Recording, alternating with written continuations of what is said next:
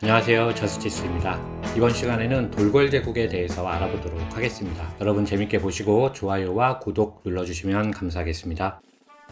550년경 유라시아 초원은 동쪽으로는 튀르크 몽골계의 유연, 튀르크계의 고차, 이란계인 에프탈이라는 유목 국가가 횡으로 놓여져 있었습니다. 그들의 서쪽에는 사산조 페르시아와 비잔티움이 있었으며 중국은 남북조 시대였죠. 참고로 중국의 북위는 시간이 흘러 서위와 동위로 나뉘었고 그들을 승계한 북주와 북제를 거쳐 통일왕조 수가 개창됩니다. 종합하면 대체로 이 6개국이 각축을 벌이고 있을 때 돌궐이 등장한 것으로 볼 수 있겠습니다. 원래 돌궐은 당시의 맹주였던 유연에 복속되어 알타이 산에서 제철업에 종사하던 부족이었지만 북위가 동서로 분열되고 유연이 약화되는 사이에 서위와 연합하여 552년 유연을 멸함으로써 초원의 새로운 강자가 되었습니다. 현재 터키는 이 552년을 건국의 해로 기념하고 있죠. 한편 제국의 최고 통치자는 부민 카간이었는데 카간이란 말은 흉노 제국의 선우와 비슷한 용어로 생각하시면 될 것 같습니다. 부민 카간은 건국 후 튀르크족의 전통에 따라 나라를 동쪽과 서쪽으로 분리하고 서쪽은 동쪽에 예속되게 한 후 동쪽은 본인이 서쪽은 동생 이스테미가 통치하도록 하였는데 이스테미에게는 제2의 통치자란 뜻의 야고브란 칭호가 부여되었습니다. 부민 카간은 돌궐을 세운 1년 뒤인 553년 사망하였고 그의 아들 무칸이 동돌궐을 이어받고 이스테미는 서돌궐을 계속해서 통치하였습니다. 먼저 동돌궐을 살펴보면 무칸 카간이 통치하는 동안 돌궐과 중국은 무수히 많은 사절을 파견하며 상호 교류하였는데 특히 북주와 북제는 서로 엄청난 공물을 바치며 돌궐의 환심을 사기 위하여 노력하였습니다. 이후 타스파르 카간 시기인 577년에 북제가 북주에 의해 멸망함으로써 돌궐과의 줄다리기 외교는 끝나게 됩니다. 한편 서쪽에서는 이스테미 야고브가 사산조 페르시아와 연합하여 557년 에프탈을 격파하였지만 사산조와 동서교육의 요충지인 트란스 옥시아나의 영유권 마찰이 발생했습니다. 이스테미는 문제를 해결하기 위하여 사절단을 파견했지만 협상은 깨졌고 이들은 적대관계가 되었죠. 따라서 이스테미는 사산조를 공격하기 위하여 비잔티움 제국의 유스티누스 2세에게 접근하였고 사산조에 막혀 중국과의 직접 무역이 어려웠던 비잔티움 제국은 돌궐과 협약을 맺게 됩니다. 569년에 이스테미 야고브가 비잔티움과의 협약에 따라 사산조에 쳐들어갔고 사산조는 패배하여 에프탈 땅을 내줌과 동시에 매년 돌궐에게 조공을 바치게 됩니다.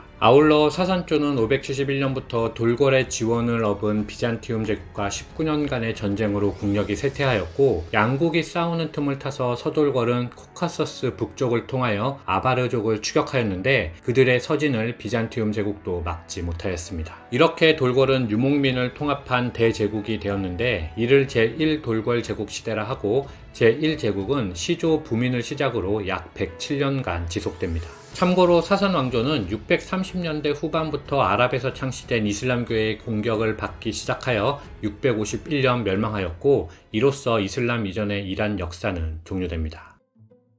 581년 통일왕조 수가 들어서면서 중국의 돌궐에 대한 태도는 바뀌었습니다. 그 이유는 당의 부사신으로 돌궐에서 돌아온 장손성 때문이었는데 그는 돌궐의 사절단으로 머무르는 동안에 그들의 군사 및 지리 현황 등을 수집하여 수 황제에게 보고하였죠. 특히 그는 돌궐의 내부 분열을 획책했습니다. 즉 서돌궐의 지배자를 황제로 인정하여 돌궐을 분리시키는 계략이었죠. 장손성의 제안은 실행에 옮겨졌고 575년 사망한 이스테미 야고브의 아들 타루드는 중국의 속셈대로 동돌궐의 정치적 우위를 인정하지 않고 본인을 카간으로 선포함과 동시에 중국과의 직접 외교를 시작하였습니다. 중국의 지지를 얻은 그는 588년 사산조를 공격하여 박트리아를 차지하고 591년에는 실크로드의 중심 고창을 정복하기도 하였죠. 정복 사업을 성공적으로 수행한 타루드는 599년부터는 드디어 동돌궐의 내정에 간섭하였고 600년부터는 중국 원정까지 나섰지만 원정은 실패했으며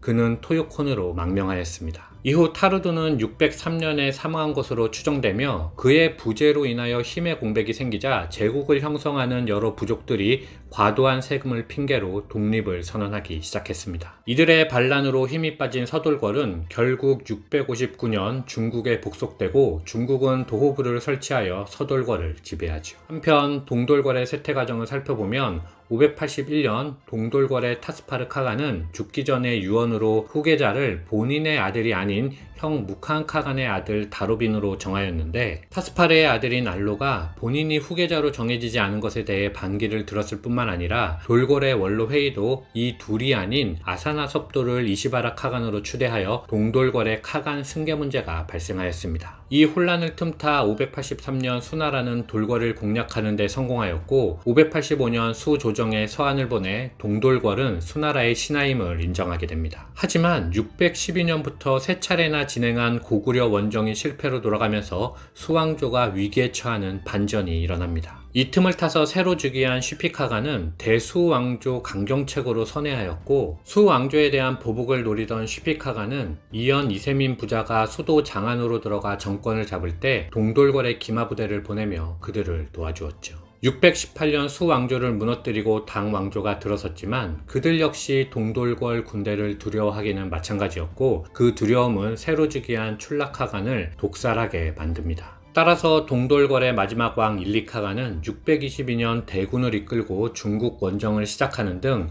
이후 양국 간 크고 작은 전투가 지속되었지만, 동돌궐이 가뭄과 식량 부족, 반란 등으로 혼란스러운 틈을 타 629년 당왕조의 명장 이정이 동돌궐을 정복하였고, 634년 일리카간이 사망하면서 동돌궐의 역사는 마감되었는데, 여기까지가 추격하여 살펴본 제1돌궐 시대입니다.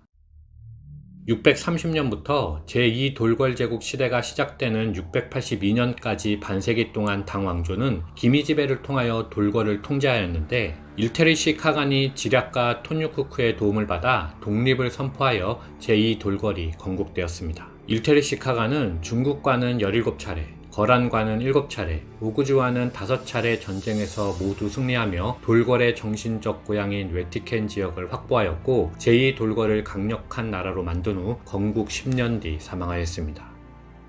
692년 일테리시 카간의 동생 카프칸 카간이 즉위하였고, 그는 과거 돌궐 제국의 영광을 회복하기 위하여 호시탐탐 기회를 엿보고 있었습니다. 마침 거란이 당을 위협하자 696년 돌궐은 당나라의 거란 격퇴를 도와주고, 그 대가로 돌궐 부족민의 송환과 농기구, 철 등의 지원을 요청했지요. 부족민 송환은 이루어졌지만 그 밖의 요구사항이 관철되지 않았고, 돌궐은 698년 10만 대군으로 중국 원정을 시작했습니다. 이후 약 5년간 돌궐은 중국 북방을 유린하며 당과의 전쟁에서 승승장구함과 아울러 거란, 키르키즈, 탕구트, 튀르기시 등 여러 부족의 영토도 병합하였는데, 이 시기가 제2돌궐의 전성기라 하겠습니다.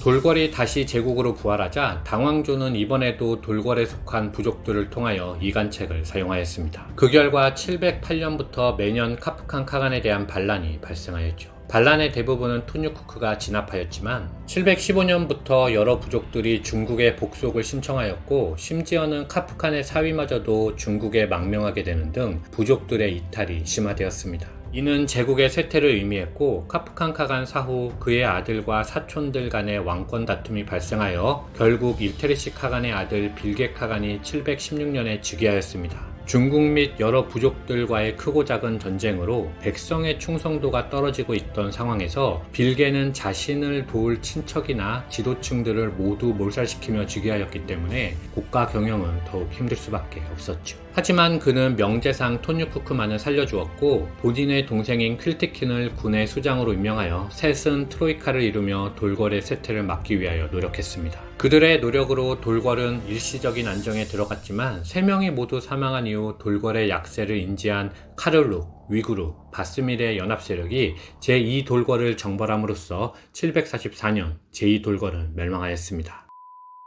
흉노제국과 돌궐제국 멸망의 이유는 여러 가지가 있겠지만, 무엇보다도 중요한 원인은 왕권을 둘러싼 형제 또는 친척들 간의 사륙전입니다. 이 같은 현상은 이후 튀르크 계열 제국인 위구르, 셀주크, 오스만 제국에서도 반복적으로 발생하죠. 특히 오스만 제국 시기에 이르면 형제살해법이 시행되며 왕권 다툼이 극단의 형태로까지 발전하게 됩니다. 이는 유목사회라는 경제구조의 특징에서 기인한다고 볼 수 있습니다. 정주국가와 달리 악조건의 자연환경, 즉 가뭄과 추위 등 자연재해를 버티기 위해서는 능력 있는 군주의 판단력이 무엇보다 중요했죠. 지도자의 능력에 따라 나라가 번창할 수도 있지만 수많은 사람들이 몰살될 수도, 심지어는 나라가 멸망할 수도 있었기 때문입니다. 그만큼 초원 유목사회에서 지도자의 능력은 나라를 이끌어가는 무엇보다 중요한 요소였다고 하겠습니다. 이상 마치겠습니다. 감사합니다.